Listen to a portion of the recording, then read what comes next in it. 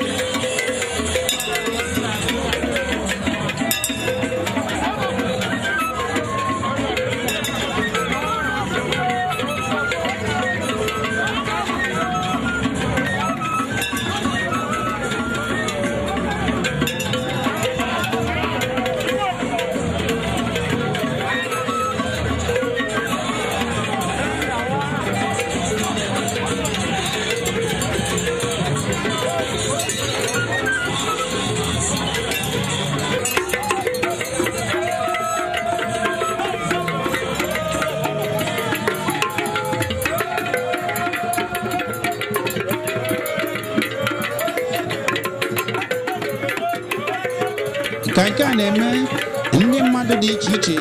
nwekwara okwu gbasara eze Mike Mberedọgụ na Ofala ya maka na n'ezie Chineke ewegoro ịkwalite ọdịnala wee tiezie n'aka eze Mike Mberedọgụ nke meziri na ndị mmadụ si na mba ụwa niile wee na-abịa amụziri ka esi eme omenala na obi ya dị na obibi kpọmkwem nke dị na iyi nke dịkwa n'ime ọchịchị obodo Oji River dị na obodo Enugu kpọmkwem. Ngwa ka ikirie ma gekwa ihe ndị mmadụ kwuru gbasara eze kalịsịa Igwe Igbo GBFCT Abuja oge dị m aṅụrị ụbọchị taa ụbọchị ndị igwe maka na a na-agba ọfara ụbọchị ndị igwe obi dị m n'ụtọ dị m aṅụrị na mmadụ ọfara gara nke ọma nwee nsogbu mmadụ m bịara ebe a anaghị agụrụ ọrụ ama nkụta obi dị m abụọ ihe m bịara ebe ahụ ịmụta maka igwe obibi m igwe ndị ọzọ m bịara ebe a na-amụta ihe maka ha gbara ọfara nke ha ele anyị ya na-eme ebe a wee mụta ha mere nke ha wee gaa nke ọma maka ile anya hụ na nwoke na-aṅụrị nwaanyị na-aṅụrị mmọnwụ na-agba mmadụ na-agba obodo onye ọbụla ụtọ. Thank you. Ya bụ chief onye eze ka mbụ chi nwoke mma eji gbuo agụ n'obodo kingdom. Igwe obibi gbara Ofala taa onye mere mmadụ ji ju ebe a Ofala ahụ ka anyị bịara ịgba. Ihe nyere anyị nsogbu igwe mmadụ maka a bịara karịa ka esi tụọ anya mana igwe obibi iwu karịsịa anyị kọnten ndị mmadụ a niile n'otu Chineke mana ka o si na-ede mmemme amaka mụnwa bụkwa the general manager administration na organization igwe obibi assistant palace secretary onye Enugu ife mmelu bụ na ọ bụrụ niile ka mmemme Ofala si dị mmalụ Ofala ndị Ofala niile ọmana abụ kwa arọ ọ ga na-eme ya dị aha ite ọbụla maọbụ ahụ ise ọbụla nke a bụ nke izizi igwe obibi na-eme kemgbe etisiri ya igwe na 2005 efere ka ọ dị n'ọkọbara every year so ọ jụrụ m ka a ga-agba Ofala na 2030 mana a ga-agbalị a ga na-agba Ofala ebe ọ bụ na igwe obibi nọ na group a ga na-agba Ofala agbawa Ofala unu ga-ama anyị na-ekene Supermaster Company Limited management and staff ana m ekele ndị niile si mba dị iche iche ma ndị Hausa ma ndị Yoruba ma ndị Igbo si mba dị iche iche bịa Ofala obibi ana m ekele ha ncha niile n'otu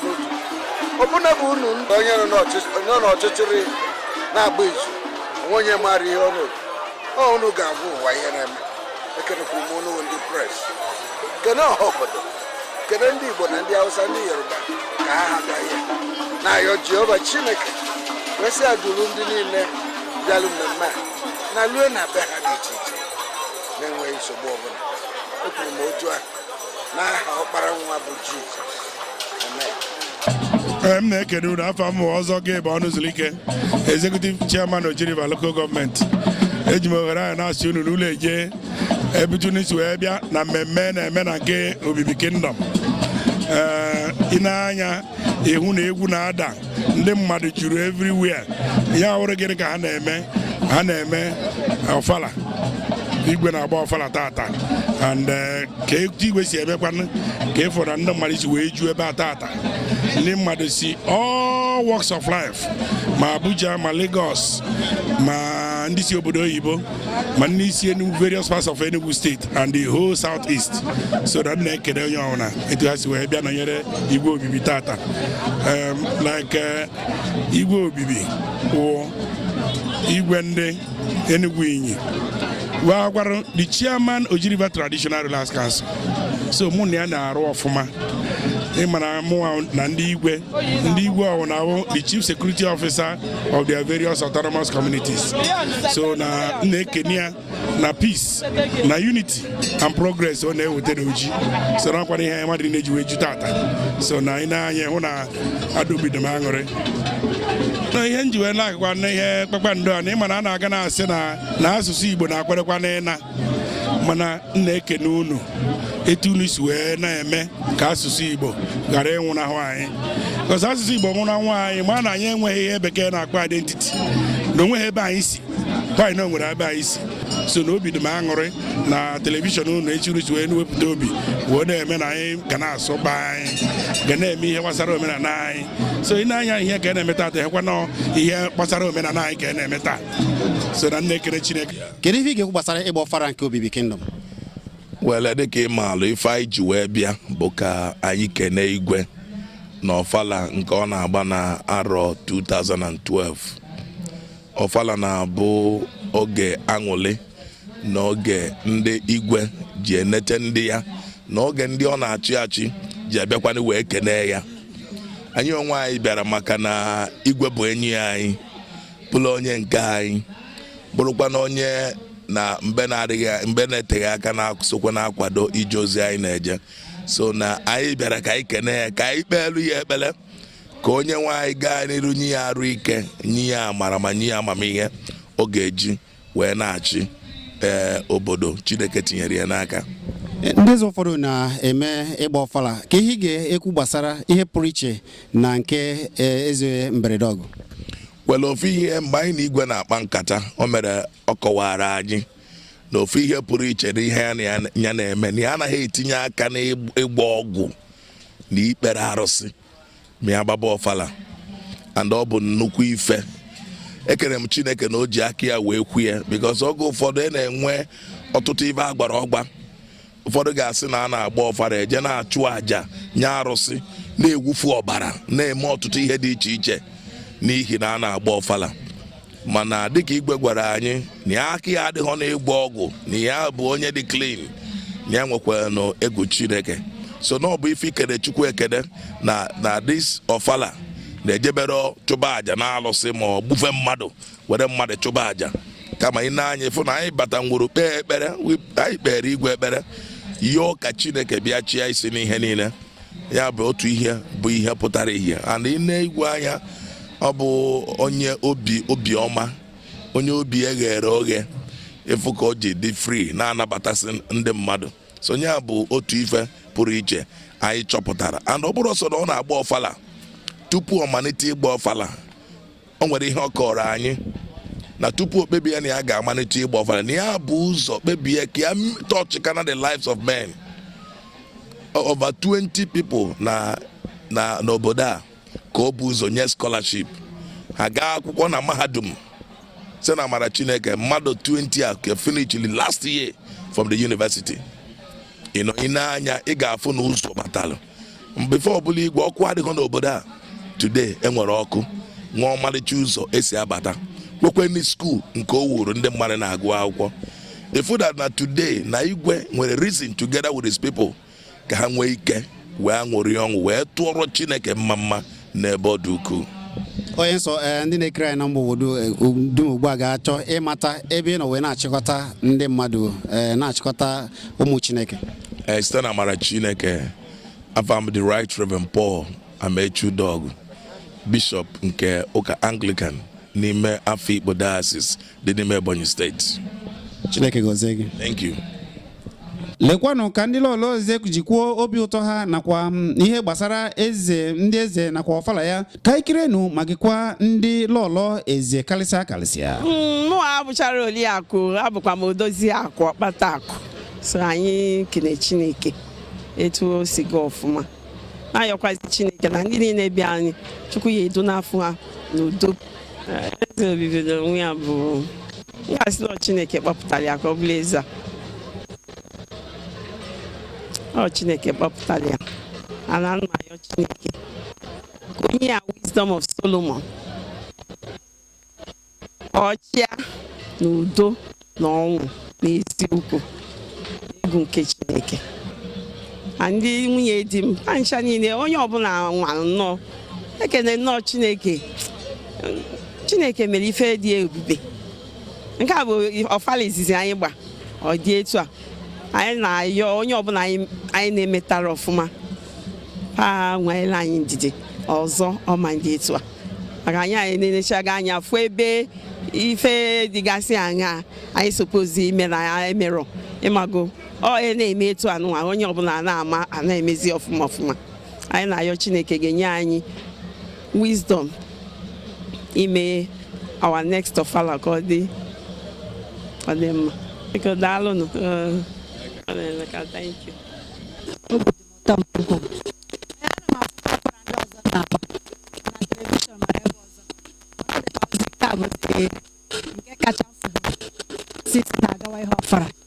Pero ozi na-ezi ha na m kenere ha sị m Chineke dutara ha ebe a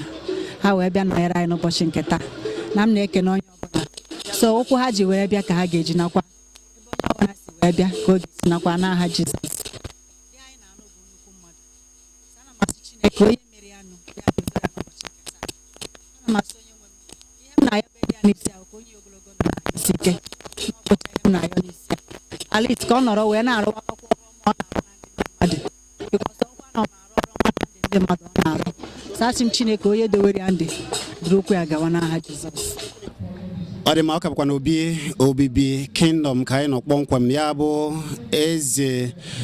Mike Mberedọgụ ebe ọ na-eme ịgba abịa nke obibi ya bụ na ịtụgharịa ya ọ bụziri ịgba ọfala maka ndị na-anaghị ata akị ndị obibi na-eti.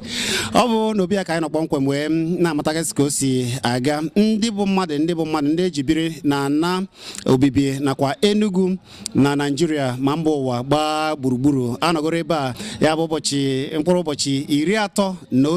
nke ọnwa 12 afọ 2022 ka anyị nọ kpọmkwem wee na-ewetagasị unu ka eze dị ka nsikwa unu ndị ejibiri anọgoro ebe a na iji kọrọ anyị ka o si bịa ewe ndị si mba dịgasị iche iche wee bịa ma obodo Ghana ndị ọcha sikwa bịa mana onye anyị nọ ya nọ kpọmkwem ugbu a bụ Nwaeze mana ọ ga-eji ọnụ ya tiwa aka oyibo nsogbe Nwaeze ekelela gị ihe a bụ Kpakpando ndị Igbo anyị na-ekele Kpakpando anyị sịrị nnọọ isi wee wepụta oge wee bịa ebe a ịbịa kwanye ugwu ịhụ na mmemme a onye nwoke na-eme gara ọfụma na-ewepụtara n'onyonyo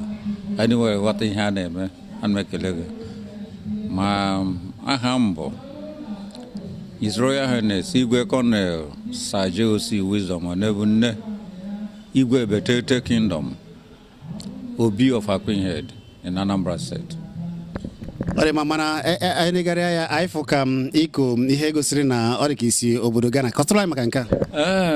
Eti m obodo Ghana a na-eleru anya hụ igwe ndị na-eme ọfụma a na-enye ha asambodo iji wee na-eti ha aka n'obi maka ihe ọma ha na-eme. A nọrọ na obodo Ghana wee nye m nke a onye m wee yiri iruo na palas m ya hụkwa asambodo eseletiri igwe ndị na-eme ọfụma na Anambra State. Anyị jee Ghana wee jee nweta maka ime ọfụma anyị na-eme na Anambra State. Ọ dị ma ụbọchị taa bụ ụbọchị pụrụ iche na ime ọchịchị obodo Oji River ya bụ n'ime obibi kpọmkwem. Kedu ihe ị ga-ekwu gbasara ịgba abịa ya bụ atụgharịrị agbazara ịgba ọfala nke eze Mike Mberedọgụ na-eme n'ụbọchị nke taa? Atụgharịa dịka otu isi wee kwu from abịa ịgba ọfala a na-emekwa n'obodo oyibo n'ọnya ka ndị obodo oyibo na-akpọ homecoming. Ndị obodo from January to December iji kelee Chineke na odebere ha ndụ na ha kọrọ ihe n'ala nweta. A na-emekwa n'eriri ji. Ọfala bụ ijizi ka obodo niile bịa kelee Chineke na eze ha na edemere eze ha ndụ dịka akwụkwọ nsọ si wee gwa anyị. Chineke were oke ndị eze wee chọbazi ndị o ji eru. Anyị chọtazi ndị o ji eru anya gwa ha n'ọha ka o ji eru maka anyị na-ekwuchitere mmụọ na-ekwuchitere mmadụ. Chineke na-ele anyị anya n'otu anyị si wee na-elekwata ndị a ọ hara maka anyị nwa bụ ndị na-ekwuchitere ha ọnụ ha n'ihu Chineke ma n'ihu mmụọ. Ọ dị ma na-anya ọfụma ndị ọzọ na-agba ọfala mana nke obibi kingdom ya bụ eze Mike Mberedọgụ pụrụ iche nke ukwuu. Kụtara ihe mere nke ya ji pụrụ iche karịsịa ndị ọfala ndị ọzọ. Ịmara Mberedọgụ n'onwe ịmara kwuo m ịma na onwe ihe gbara Chineke gharị ihe na-ebido na mbụ dịka akwụkwọ nsọ gwara na Jeremaya na mgbe ị nọ n'afọ na Chineke na ya ma onye bụ na ya makwa ihe ya ji wee kee na ya ma ihe ga-abụ. Eze mberede ọgụ bụ ezigbo ọyị m na nwata. Anyị bidoro na nwata anyị ama na anyị ga-abụ n'igwe wee bụrụ eze obodo na-achị obodo ama ama wee na-eme ihe ịhụ na mburu ụzọ bịa maka irukwe na Anambra steeti ihe nji buru ụzọ bịa bụ ka m bịa nọnyere wee kasị obi na malaghachikwa Anambra maka a na-eme ụdị ihe na Anambra ụzọ na-atọ being an executive member of Anambra South Traditional Forum wee sị ka m buru ụzọ bịa nọnyere enyi m nwoke abịakwara m ihe ebe a niile juru eju ebe a niile dị mma iwe hụ ihe dị mma ife Chineke ji wee makarị. Ana m ekele ụnụ nwa bịara ebe a ka ibubutere ihe ahụ ha niile na eze mberede ọgụ na-eme ọfụma. Ọ dị mma obi na-atọ ya ụtọ dịka isi kwuo nke mere na asụsụ na omenala Igbo ga-adịrịrị dịka ndị eze ọdịnala dịka isi kwuo enwe ndị na-eche na ime ọdịnala maọbụ ịkwalite omenala eji mara ndị bụ ịgọ mmụọ. Kedu ihe ị ga-ekwu gbasara nke a? Ọ bụghị ịgọ mmụọ asọchi otu a si ekwu dịka asụsụ Igbo otu anyị si eti mkpu maka iruo na Anambra anyị nwere forum bụ Sụmakwa n'Igbo. Anyị na-ekwu ka asụsụ anyị ghara anwụ maka edego na ndị ọkaramara sị na asụsụ anyị ga-ala na 2015 ọ gaghị ala anya ka anyị ji wee nọ n'ime agwara m na m asabugo n'amị for 35 years. I'm a colonel retired n'amị welaghachikwa ichi obodo iji gosi ha ihe dị iche otu ha ka o si dị omenala ga-adị anyị ga na-eme omenala nke kwesịrị ekwesị nke na-ekwesịghị ekwesị anyị ewepụ ya. Ịhụnanị omenala igbu ụmụ ojima apụọna omenala ịkpa nsị apụọna omenala nke anyị na-egosizi bụ nke dị mma ndị mmadụ ga na-abịa na-agba plenu n'ebe dị iche iche ma ebe ọbụla anyị si bịa na-elele ọ bụrụ omenala eji mara ndị Igbo. Ọ ihe anyị na-ekwuzi ugbu a ka ndị Igbo pụta n'igwe ka anyị ghara eji aka anyị wee gbuo asụsụ anyị ka anyị na-ewepụta ka ndị Igbo na-aghọta ihe a na-eme. Ana m ekele gị ọzọkwa. Ọ dị mma anyị ga na-ebugharị ugbu a dịka onye eze ọdịnala na nna ndụmọdụ ị ga-enye ndị na-etonite ugbu a nakwa ndị ọzọ na gbasara ihe omenala na ịkwalite asụsụ na omenala Igbo. Ndụmọdụ m ga-enye ndị na-etolite dịka m si enye na obodo ebe m nọ anyị na-akawa ụmụ nwaanyị iyi ihe a na-akpọ trauza ịwa ọgọdọ ịmanụ arụ ka ọ bụ anyị kawurie na-akawukwe ụmụ nwoke iyi ihe a na-asa gị trauza ịhụzi ugbu a sọsọ ihe a agbara ọtọ na-agagharị yes ọ dịghị mma ihe a bụ ije contrary to the laws of God. Anyị na-ekweta ịkọwa ha ọ bụ na ịbụrụ nwaanyị bụrụ nwoke dresị ofụma Chineke ga-anụ ihe ị na-ekwu. Ịhụ otu isi na ugbo ịhụ na ụtọrọ ụtọ eyighị nke a na ji ijede ha na-adagharị si gwa ndị be anyị gwa ụmụazị anyị ka ha nwee ike na-atụ egwu Chineke. A sị na mbilite okorobịa bụ ịtụ egwu Chineke ka ha nwee ike na-atụ egwu Chineke. Ọgbọ a anyị hụrụ ugbu a anyị amazi ihe a na-eme a na-agba ọgbọ mere mgbagọ mana ọ gbagọ olezinesi na ọgbọ nke gị gbagọrọ agbagọ ọgbọ a emeghị mgbagọ nọọ ịghọta ihe a na-eme. Chineke dị redi mgbe ọbụla anyị na-anabụghị na-akparịta nkata na anyị na-edeme iwu ọ bụzi na anyị ha edeme iwu nsogbu adị ịhụ ụmụ nwoke anyị ugbu a na-agbapụ ntị amaghị ihe bụ ịgbapụ ntị nọ mgbe emere slavery ndị Amerịka chọrọ ime abolish slavery so onye ọbụla ala abịa ha ụfọdụ si ha na aha ala ọ bụ na ihe ala agbapụ ntị mana ịbụ na permanent slave n'ihe omenu so ụmụ nwoke anyị nke nọ ebe a gbapụrụ ntị amarago na ha bụ permanent slave ka anyị na-enwe ike na-akọwara ha ka a ghara na-agbapụzi si were ihe dịrị nwoke nye nwoke were ihe dịrị nwaanyị nye nwaanyị. Chineke gozie gị na ya dịrị gị mma. Ọ dị mma Chineke gozie otu a ka anyị si dobere ka anyị jikwa na-ekiri ka mmemme si aga dịka o si aga ugbu a.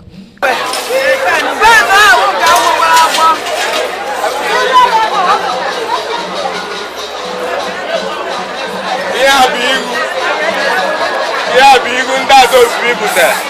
nke ha gwọwọrọ agwọ nke ha gwọfọdụrụ agwọfọdụ agwọkwu ihu wee gbaa ihe niile bịara ebe a nke a bụ nke họrọ agwọ ndị ada obi butere ya ha bụ azụ ha bụ ihu ha bụ mmiri ncha iji wee na-agwọ ya ha gwọchakwa nke fọdụrụ ha na-ebubara ya ala ọlụ n'azụ Thank you.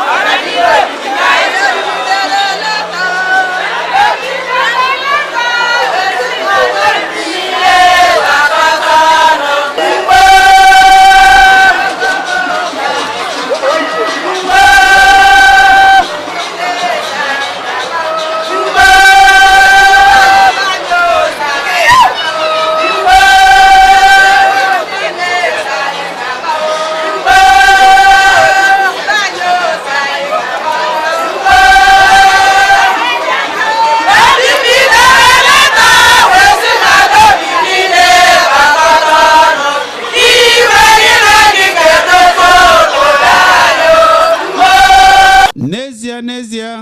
eze kalisia eze Mike Mberedọgụ ojege mogo bụ nwoke mara mma nke ukwuu. Ya mere imirikiti jikpuru okwu na uwe esere oyoyo eze Mike ọfọ anụ na-efungu oji aka bịa ya ọkụ. Ha ti uwe ya na okpu a wee na-eme ngala wee na-egosi obi ụtọ ha. Lekwanụ ka ha si tiri uwe a.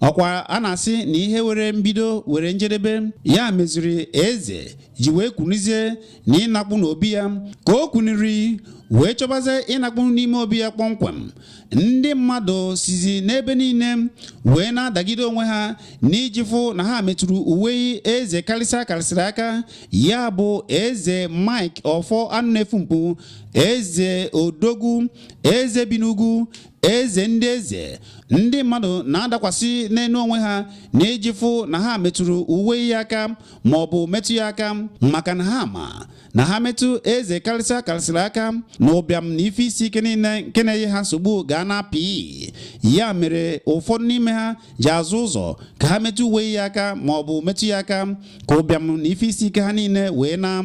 Lekwanụ ka eze jikwulie ka ndị mmadụ ji azọkwa ụzọ n'iji metụ uwe ya aka ma ọ bụ fele ya aka ka ụbịam na ife isi ike ha wee na. Lekwanụ ka nke a si mee.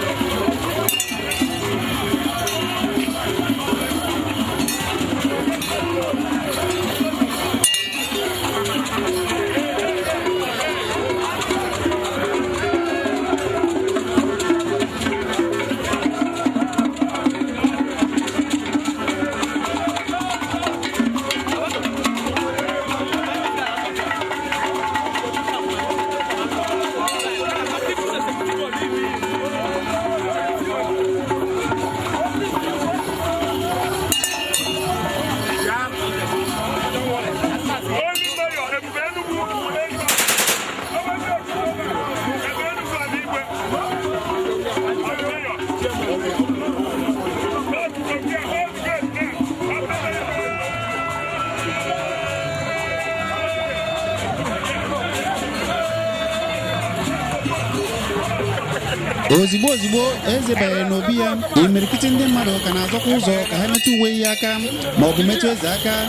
Ha na-azụ ụzọ ka ha metụ ya aka, mana ndị iche anọgoro nri chinchin wee na-ayọzi ndị mmadụ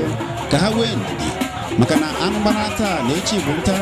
Ngwa lekwanụ ka ndị nche ji ayọ imirikiti ndị mmadụ a.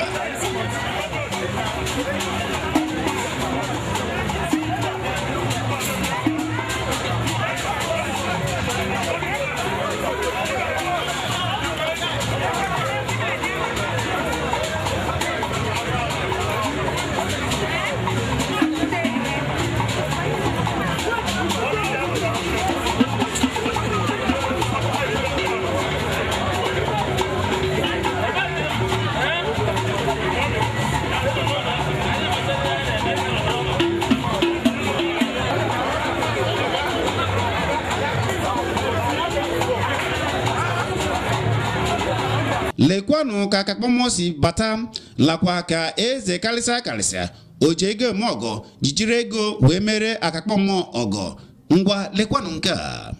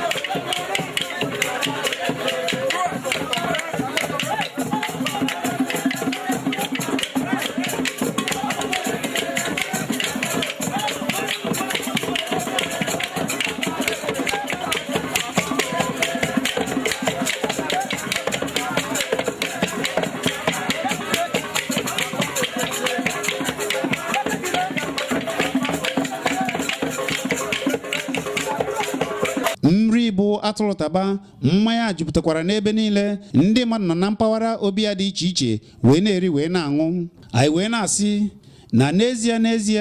na eze Mike Mberedọgụ bụ karịsịa. Ọ ga-adịrị obibi niile mma, ọ ga-adịrị iyi mma, Oji River, Enugu, ọ ga-adịrị Enugu niile mma. Eze Mike Mberedọgụ, ị ga-adụ wee lue mgbe ebighị ebi. Chineke gọzie gị. N'ezie anyị kwube ihe mere na obi eze Mike Mberedọgụ na mkpụrụ ụbọchị 31 a, ya bụ nke ọnwa 12 afọ 2012 a. Ekwube ihe mere na ebe eze Mike Mberedọgụ gbara Ofala, chi ga-eji chi ga-abọ, mana ihe ọma mere. Otu a ka Kpakpando ji fụ ya na obibi nke dị n'iyi na obibi Kingdom eze Mike Ọfọ Anụefungu Mberedọgụ ebe ọ gbara Ofala ya bụ ịgba abịa obibi. Otu a ka anyị ji fụ ya, ọ ga-adịrịrị eze mma, dịrị ezinụlọ ya, dịrị ndị niile bịara mma, dịkwara ana Igbo niile mma. Chineke gọzie ndị Igbo, gọzikwa eze obibi.